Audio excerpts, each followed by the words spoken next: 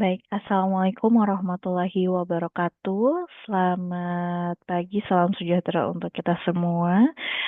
Selamat pagi Pak Joko dan rekan-rekan sekalian. Perkenalkan saya Inta Safira dan dari program studi manajemen PJJ S1. Baik, Bapak Ibu serta rekan-rekan sekalian, pada hari ini saya ingin memulai dengan satu pertanyaan sederhana. Kalau sebuah bisnis pernah memiliki lebih dari 200 gerai, antrean panjang, kemudian uh, produknya juga disukai konsumen dan pertumbuhannya sangat cepat, apakah kita bisa langsung menyebutkan bisnis tersebut layak? Belum tentu, karena justru pertanyaan itulah yang menarik dari kasus Ngikan Yuk. Bisnis ini tentunya pernah tumbuh sangat cepat, tetapi beberapa tahun kemudian jumlah gerainya menyusut drastis menjadi sekitar 30 gerai. Karena itu, pada presentasi kali ini saya akan membahas satu pertanyaan utama, apa yang sebenarnya terlewat dari studi kelayakannya. Dan judul presentasi saya pada kali ini adalah ketika viral tidak cukup, analisis kegagalan waralaba Ngikan Yuk ditinjau dari aspek studi kelayakan bisnis. Untuk memahami masalahnya, tentunya kita perlu melihat kasus ini bukan sekedar sebagai cerita tentang bisnis yang tutup. Ngikan Yuk justru menarik karena awalnya terlihat sangat menjanjikan. Seperti yang kita ketahui, Ngikan Yuk berdiri pada Oktober 2019 dan bisnis ini mampu mencapai 108 cabang hanya dalam sekitar 5 bulan. Pada masa puncaknya, jaringan gerainya bahkan mencapai lebih dari 200 gerai. Artinya, dari sisi pertumbuhan, bisnis ini terlihat sangat berhasil. Namun, keberhasilan tersebut tidak bertahan.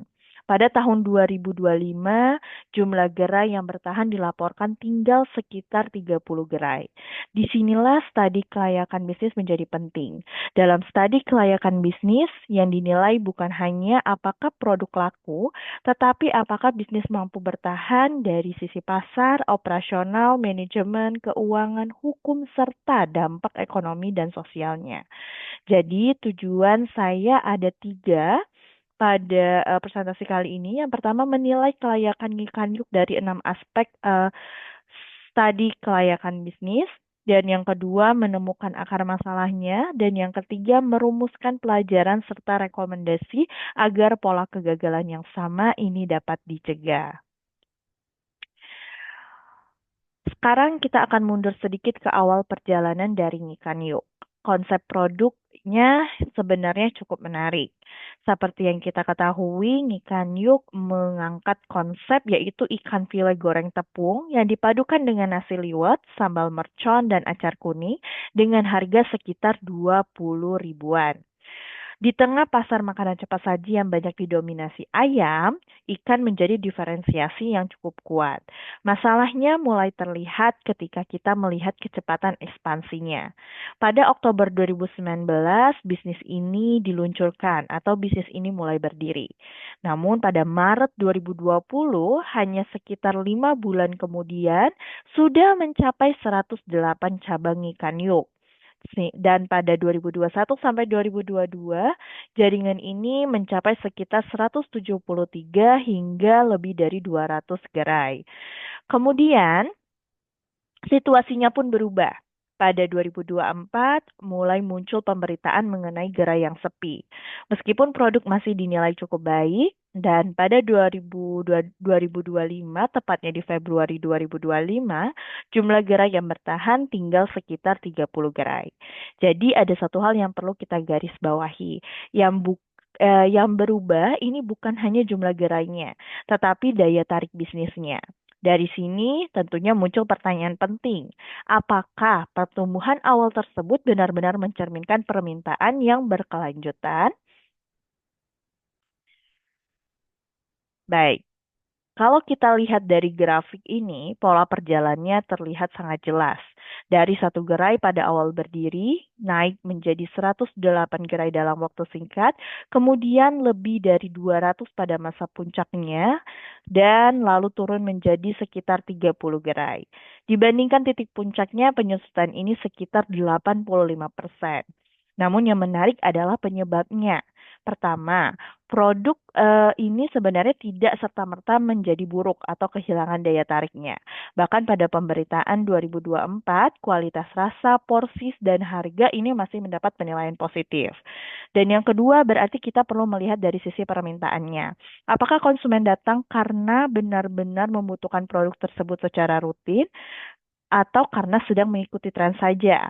Dan yang ketiga, disinilah saya melihat masalah utama dari perspektif studi kelayakan bisnis. Ekspansi berjalan lebih cepat daripada pembuktian bahwa model bisnis benar-benar tahan terhadap kondisi normal. Jadi sebelum menyimpulkan bahwa masalahnya ada pada produk, kita perlu menguji seluruh model bisnisnya. Untuk itu saya menggunakan 6 aspek studi kelayakan bisnis. Baik, yang adapun kerangka 6 aspek yang digunakan di sini adalah pasar dan pemasaran, teknis dan operasional, manajemen dan sumber daya manusia, keuangan, hukum dan legalitas, serta ekonomi, sosial, dan lingkungan. Cara membacanya sederhana. Pertama, apakah ada pasar yang cukup dan berkelanjutan? Yang kedua, apakah operasional mampu mengikuti pertumbuhan? Yang ketiga, apakah organisasi siap mengelola jaringan yang besar? Dan yang keempat, apakah angkanya tetap sehat ketika penjualan normal, bukan hanya ketika viral? Kelima, apakah hubungan dengan mitra memiliki perlindungan hukum yang memadai? Dan yang terakhir, apakah manfaat ekonominya dapat bertahan dalam jangka panjang? Jadi kita tidak hanya bertanya apakah bisnis ini laku, namun kita akan bertanya apakah bisnis ini layak untuk terus diperbesar atau tidak. Dan mari kita uji satu persatu. Baik, kita mulai dari pasar dan pemasaran. Menurut saya, Ngikanyu sebenarnya memiliki modal awal yang cukup bagus. Produknya berbeda, harganya relatif terjangkau, dan berhasil menciptakan perhatian pasar. Tetapi, perhatian pasar tidak selalu sama dengan permintaan yang berkelanjutan. Masalahnya, ketika pertumbuhan terlalu banyak bertumpu pada viral marketing dan popularitas figur tertentu, kita harus memastikan setelah tren berakhir, apakah konsumen masih punya alasan untuk kembali atau membeli kembali. Nah, dalam kasus ini, strategi retensi seperti loyalitas pelanggan, membership, atau pembaruan menu belum terlihat menjadi fondasi utama pertumbuhan. Akibatnya, ketika perhatian media sosial turun, trafik gerai pun ikut terdampak. Jadi menurut saya potensi pasarnya ini sebenarnya layak, tetapi keberlanjutan permintaannya tidak layak dijadikan pasar ekspansi besar-besaran. Dan pelajaran penting yang bisa diambil dari hal ini yaitu viral marketing seharusnya menjadi pemicu untuk mendapatkan pelanggan pertama, bukan satu-satunya alasan pelanggan untuk terus-terus menerus datang. Selanjutnya kita akan masuk ke aspek teknis dan operasional. Secara konsep, bisnis ikan yuk ini cukup mudah direplikasi. Jadi dari sisi konsep, bisnis ini memang scalable. Tetapi scalable bukan berarti bisa langsung diperbanyak tanpa batas. Ketika 108 gerai dibuka hanya dalam waktu sekitar 5 bulan, sistem di belakangnya harus tumbuh dengan kecepatan yang sama. Mulai dari SOP, pelatihan, pengawasan mutu, pasokan bahan baku, sampai pengendalian lokasi. Bahan baku ikan juga memiliki karakteristik yang perlu diperhatikan karena mudah rusak dan juga membutuhkan pengelolaan persediaan yang baik. Selain itu, semakin banyak gerai dibuka berdekatan, semakin besar risiko kanibalisasi pasarnya. Jadi, diagnosa saya di hal ini, konsep teknisnya ini secara teknis ini layak, tetapi skalanya perlu dikendalikan. Dalam studi kelayakan bisnis, kapasitas bisnis seharusnya mengikuti daya serap pasar, bukan sekedar mengikuti kemampuan membuka gerai besar-besaran. Dan selanjutnya untuk kalau kedua aspek sebelumnya masih bisa dikatakan layak bersyarat, menurut saya titik yang lebih serius ada pada manajemen dan tata kelola. Salah satu risikonya adalah ketergantungan yang terlalu kuat pada public figure pendirinya. Pada fase awal, personal branding memang sangat membantu. Figur pendiri bisa menjadi mesin promosi yang membuat merek dikenal dengan cepat. Tetapi ada konsekuensinya. Ketika reputasi atau persoalan pribadi figur tersebut ikut menjadi perhatian publik, dampaknya ini dapat merembet ke merek yang telah dibangun. Selain itu, semakin besar jaringan waralaba, semakin penting juga sistem pendukung seperti field konsultan, audit gerai, pelatihan berkelanjutan, dan mekanisme pengawasan. Jadi masalahnya di sini bukan sekedar siapa pemilik mereknya, tetapi apakah bisnis sudah memiliki sistem yang tepat tetap berjalan meskipun figur utamanya tidak lagi menjadi pusat perhatian. Karena itu dari aspek manajemen dan SDM, saya menilai risikonya tinggi dan belum layak untuk menopang ekspansi skala besar.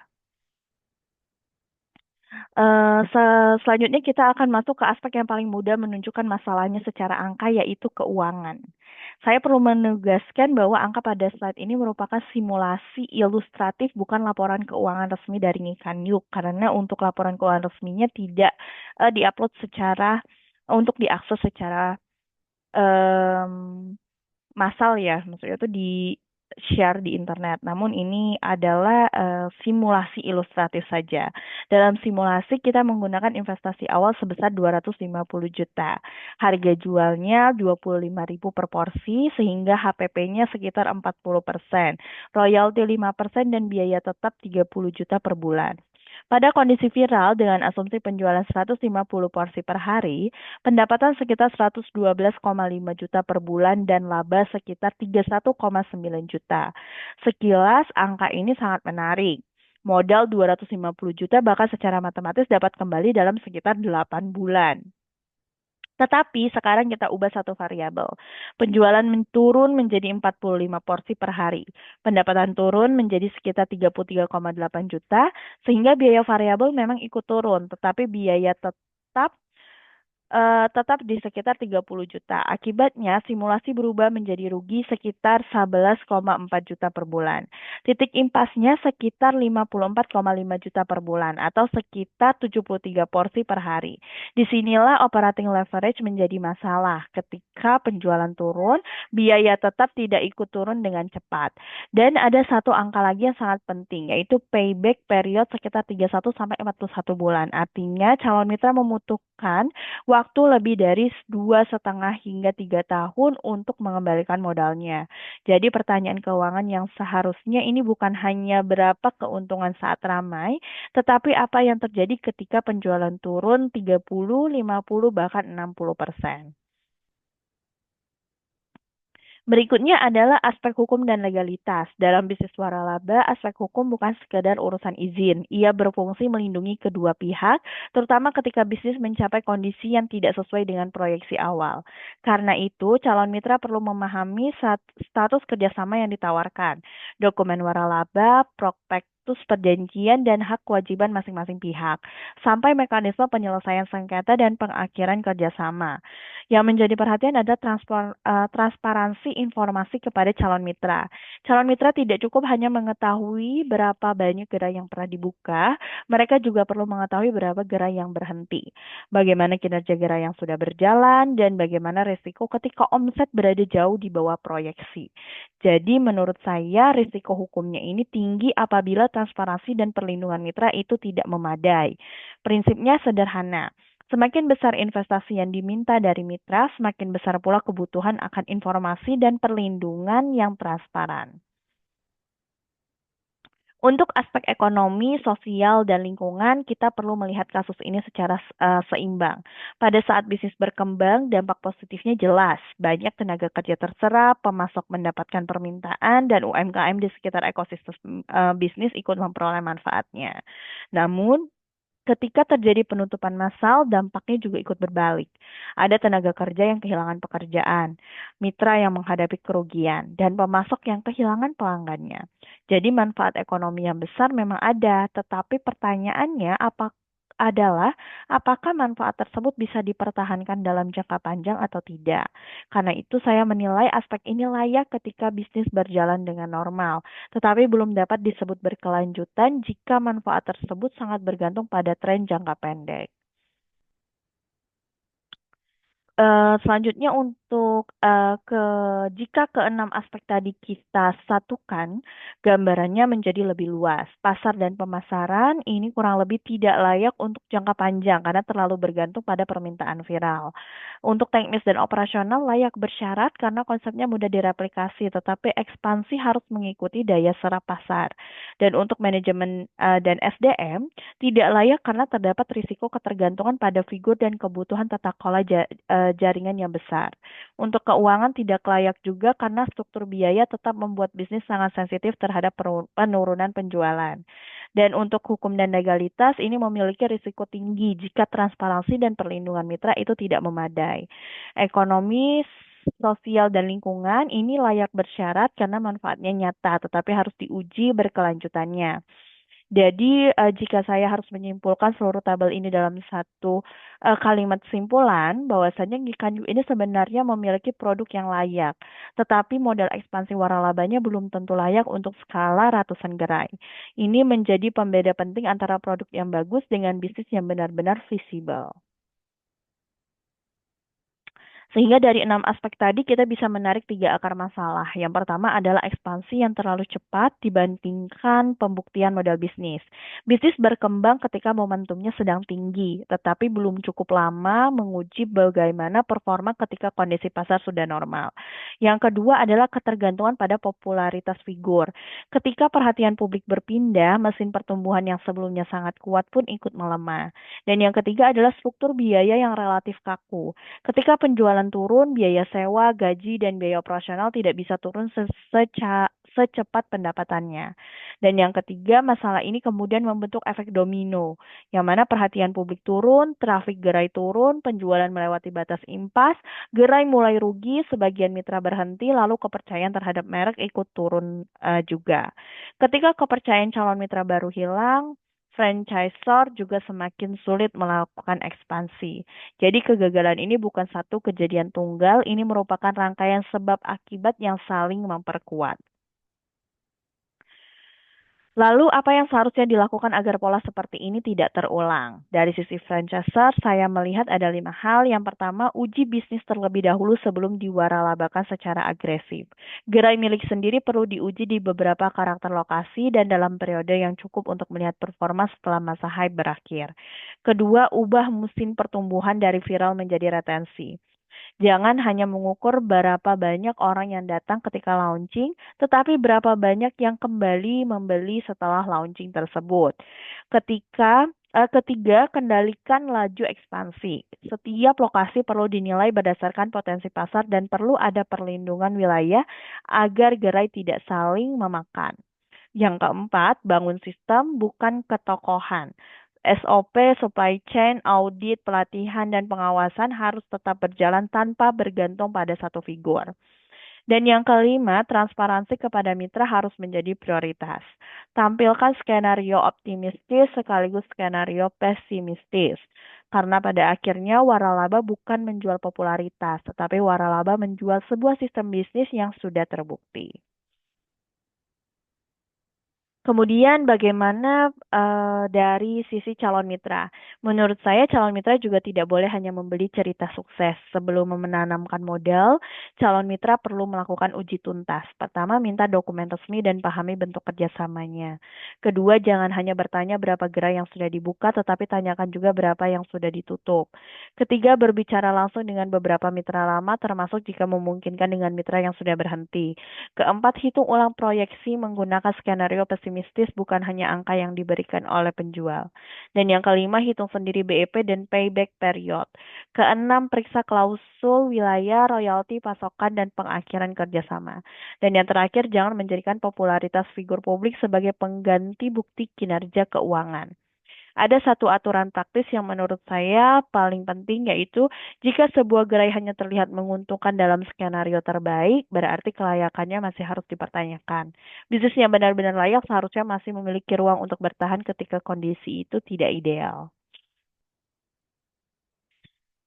Sehingga sebagai penutup, saya ingin menyampaikan 3 hal. Yang pertama, masalah utama ikan yuk bukan semata-mata produknya. Yang perlu dipertanyakan adalah keberlanjutan model bisnis dan asumsi yang digunakan ketika melakukan ekspansi. Yang kedua, studi kelayakan bisnis bukan sekedar dokumen untuk memenuhi formalitas. Karena studi kelayakan bisnis seharusnya menjadi alat untuk menentukan kapan bisnis siap tumbuh, seberapa cepat boleh berkembang, dan risiko apa yang harus diperhitungkan. Dan yang ketiga, kelayakan bisnis bukan suatu yang permanen. Ketika pasar berubah, tren berubah, dan struktur biaya berubah, kelayakan juga harus diuji kembali. Jadi dari seluruh pembahasan ini saya ingin menyampaikan satu kalimat penting. Bahwasannya viral memang bisa membuat bisnis tumbuh dengan cepat, tetapi hanya model bisnis yang sehat yang mampu membuat pertumbuhan tersebut bertahan. Demikian presentasi dari saya. Terima kasih atas perhatian Bapak Ibu serta rekan-rekan sekalian. Beli asinan biji selasi cukup sekian dan terima kasih. Wassalamualaikum warahmatullahi wabarakatuh.